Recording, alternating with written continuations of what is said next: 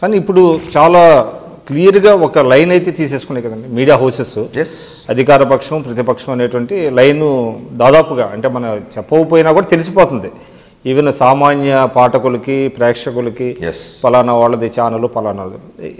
ఇది ఈ మార్పు పోవాలంటే అంటే ఏం జరిగే అవకాశం ఉందంటారా? రెండు జరగాలి విక్రమ్ గారు. అయితేనా మీడియా యాజమాన్యాలు తమ ధోరణి మార్చుకోవాలి. యాజమాన్యాలు రాజకీయ ప్రాపకం కోసం అని చెప్పి అధికారంలో ఉన్నవారికి బాకా ఊదడం మానేయాల, ఇండిపెండెంట్గా వివరించడం మొదలుపెట్టాలి. లేదు క్రౌడ్ ఫండెడ్ న్యూస్ పేపర్స్ రావాలా. క్రౌడ్ ఫండెడ్ అని ఎందుకు అంటున్నా అంటే ఇప్పుడు ఈ రాష్ట్ర జనాభా ఒక 4 కోట్లు ఉన్నది తెలంగాణలో.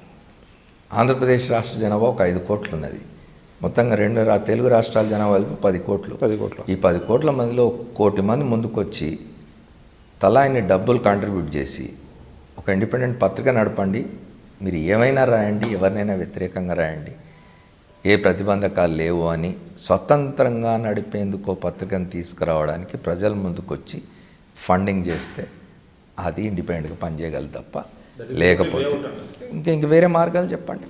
ట్రస్టులు ఏర్పడతాయి, పత్రికలు నడుపుతాయి. ఆ ట్రస్టుల ఇంట్రెస్టులు ట్రస్టులకు ఉంటాయి, అందులో వ్యక్తులు ఉంటారు.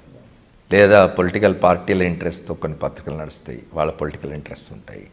పెద్ద పెద్ద బిజినెస్ హౌసెస్ వాళ్ళు పత్రికలు ప్రారంభిస్తారు, న్యూస్ ఛానల్ ప్రారంభిస్తారు, వాళ్ళ బిజినెస్ ఇంట్రెస్ట్లు వాళ్ళకు ఉంటాయి, వాళ్ళ రాజకీయాలు వాళ్ళకు ఉంటాయి.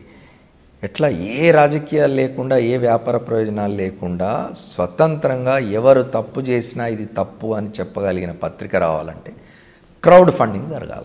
ఇప్పుడు సోషల్ మీడియా ఒకటి వచ్చిందండి. అంటే సోషల్ మీడియాలో కూడా విపరీతమైన గాసిప్స్. సోషల్ మీడియా చేస్తున్న మంచి కంటే చెడు ఎక్కువగా ఉంది, నష్టం ఎక్కువగా ఉంది. ఎందుకంటే సోషల్ మీడియాకి ఏం పరిమితులు లేవు. సోషల్ మీడియాలో ఇప్పుడు మనకు సైబర్ క్రైమ్ ఇది వచ్చింది, కానీ సోషల్ మీడియాకు నియంత్రణ లేకుండా పోయింది కదా.